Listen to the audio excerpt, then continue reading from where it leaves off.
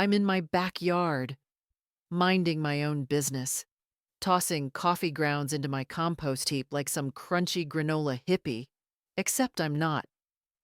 I just like free fertilizer. When Karen, my HOA's self-appointed lawn police, comes storming over with her clipboard like she's about to audit my soul. "That pile's an eyesore," she shrieks, her voice hitting a pitch that could shatter glass. And I'm standing there, shovel in hand, thinking, "Lady, it's dirt, not a meth lab." Yeah, that happened. And it's the moment my quiet suburban life turned into a full-on neighborhood soap opera. I live in this cookie-cutter subdivision, think identical beige houses, manicured lawns, and enough HOA rules to choke a lawyer.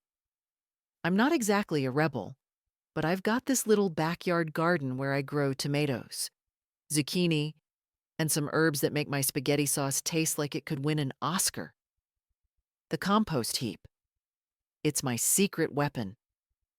Potato peels, eggshells, grass clippings. It's a smelly, glorious mess that turns into black gold for my plants. It's tucked behind a wooden fence, barely visible unless you're, say, snooping over my gate with binoculars, which I'm pretty sure Karen does for fun. Karen, oh. Karen, she's the kind of neighbor who measures your grass with a ruler and sends you a violation notice if it's half an inch too long. She's got this blonde bob that doesn't move, like it's shellacked with industrial-grade hairspray, and a smile that says, "I'm friendly, but I'll ruin your life." She's the HOA treasurer, naturally, because who else would volunteer to micromanage everyone's curb appeal for months? She'd been eyeing my compost heap like it was a personal insult to her pristine lawn, which, by the way, looks like it was mowed by a geometry teacher, perfect lines, no weeds, probably watered with unicorn tears. Anyway, that day, she's waving her clipboard, citing some vague HOA rule about unsightly structures, and I'm trying to explain that my compost isn't a structure. It's just dirt. But Karen's not having it. "It smells," she says, wrinkling her nose like she's standing in a landfill instead of my backyard, which, let's be honest, smells like roses compared to her attitude. I try reasoning with her big mistake. "Karen," I say, "it's behind a fence. It's organic. It's eco-friendly. You know, saving the planet." She cuts me off with a hand in my face, actually, in my face, and says, "I'm reporting this to the board. You'll get a fine." Then she spins on her sensible heels and marches off, leaving me with my shovel and a slow burning rage. Now, I'm not a confrontational guy. I'm the kind of person who apologizes to furniture when I bump into it. But something about Karen's smug little power trip flipped a switch in me. I wasn't just going to roll over and pay a fine for my perfectly legal compost heap. Oh no, I was going to fight back petty style. You know what I mean? The kind of revenge that's so subtle, it's almost polite, but it stings like hell. The next morning, I'm sipping my coffee, staring at my compost heap like it's my new best friend, and I get an idea. Karen wants to play dirty fine. I'll give her dirty, literally. See? My compost heap was thriving. It was rich, dark, and ready to make any garden pop off. So I decide to share the love.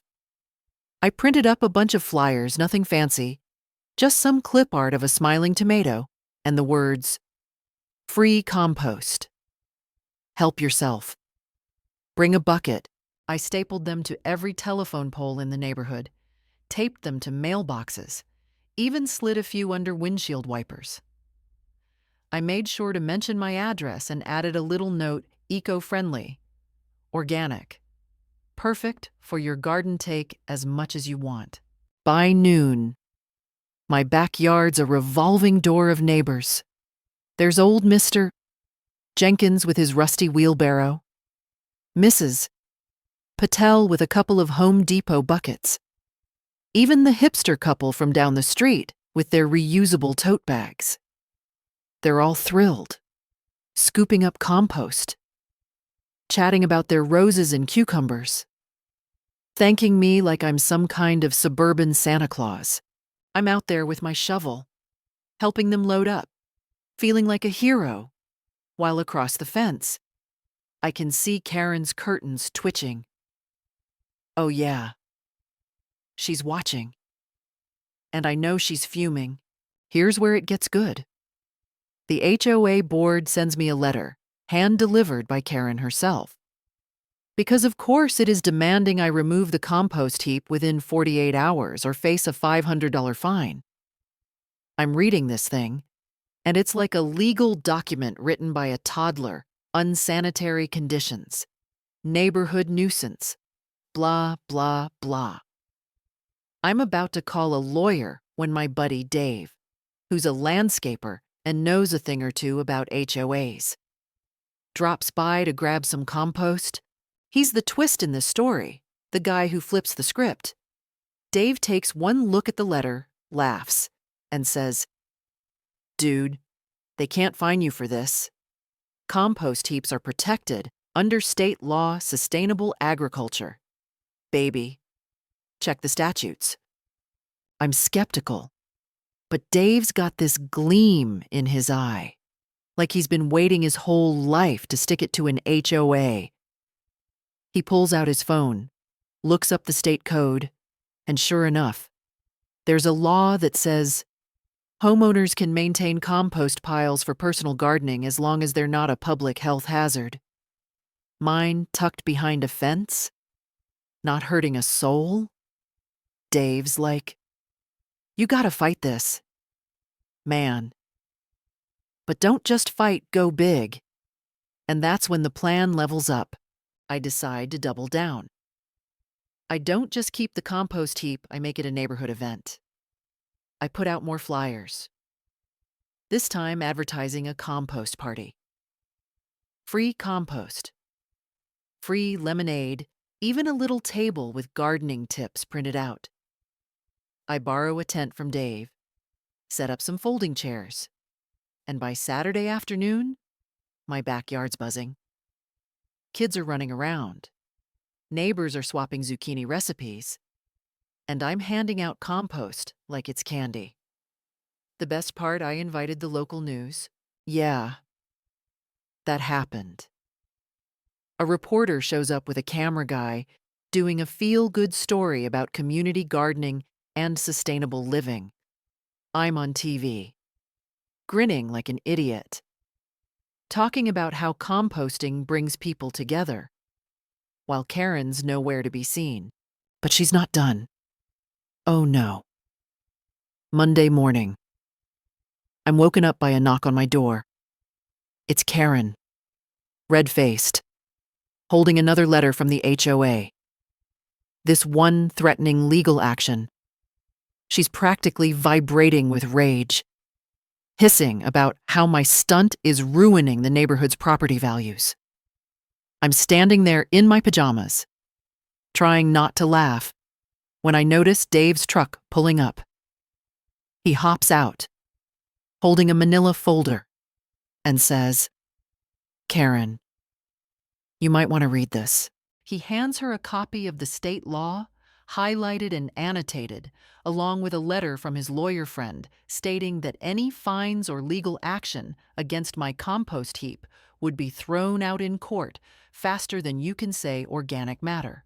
The look on Karen's face, priceless. It's like watching a balloon deflate in slow motion. She stammers something about taking this to the board, but Dave just shrugs and says, "Go ahead, Karen. We'll be waiting." She storms off, and I swear I hear her muttering under her breath about hippies and property values. Dave and I high-five, and I'm feeling like I just won the Super Bowl of petty revenge. The aftermath. The HOA backs off. My compost heap stays, and I'm still handing out free compost to anyone who wants it. The neighborhood's greener than ever to Mrs. Patel's roses are blooming like they're auditioning for a magazine cover, and Mr. Jenkins swears his tomatoes are the size of softballs. Karen, she's been quiet lately, but I catch her glaring at me from her porch sometimes, probably plotting her next move. I don't care. I've got my garden, my compost, and a whole neighborhood of people who think I'm the coolest guy on the block. But here's the thing, what's fair in all this, I mean, sure, I stuck it to Karen, and it felt damn good. But was I escalating things too far with the compost party? Should I have just taken down the heap and avoided the drama? Or was Karen the one who crossed the line, turning a pile of dirt into a neighborhood war? I'm curious, where do you stand? Drop your thoughts below, because I'm betting this kind of HOA nonsense has happened to some of you too. The end